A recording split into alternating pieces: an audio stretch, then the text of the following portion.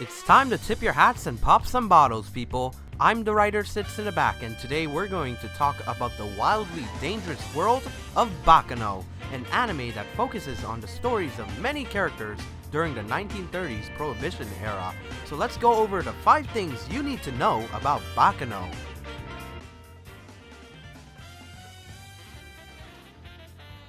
Number 1. Author Ryugo Narita's story for the series originally focused on an ancient magician who was revived during the 1930s and starts terrorizing New York City. Additionally, more supernatural elements were added into the mix. Some changes from the original story include Firo's mentor, Maitza Avaro, being a hypnotist, Ennis originally slated to be a succubus, and antagonist Sillard Quates being the magician. Narita ultimately scrapped these plans and revised all of them, resulting in a very different story than the one we all know now. He stated overall that he was glad that his original concepts weren't in the finished novel. Number 2.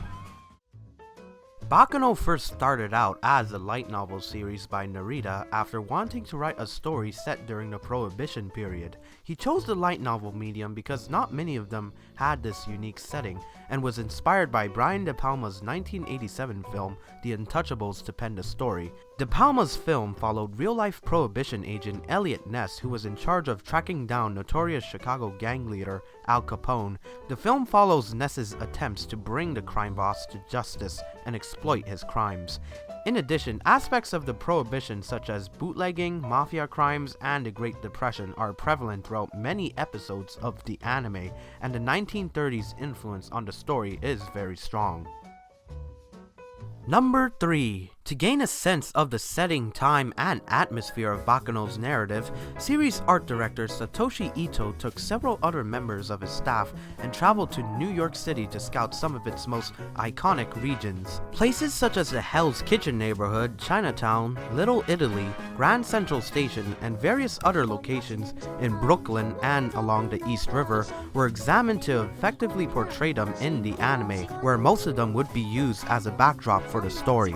The staff also visited the Steamtown National Historic Site in Scranton, Pennsylvania for visual info on how to accurately represent steam locomotives from the 1930s. Their visit would most likely influence how they portrayed the transcontinental train known as the Flying Pussyfoot, a fictional vehicle integral to Baccano's storyline.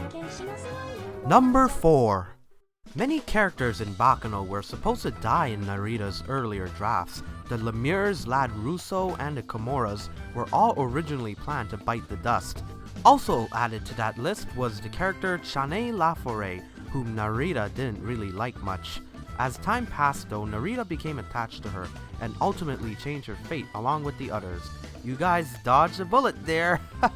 I give up now. Number 5.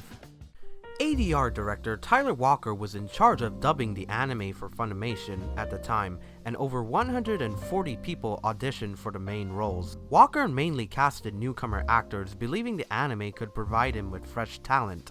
He also looked for actors who could effectively reflect the various dialects and accents from each time period and location. In preparation to write the script, Walker himself also viewed the Untouchables film, along with several others including The Public Enemy, Little Caesar, Once Upon a Time in America, Miller's Crossing, Gangs of New York, and several James Cagney films. All of this was done in order for Walker to gain a sense of how people talked during that time.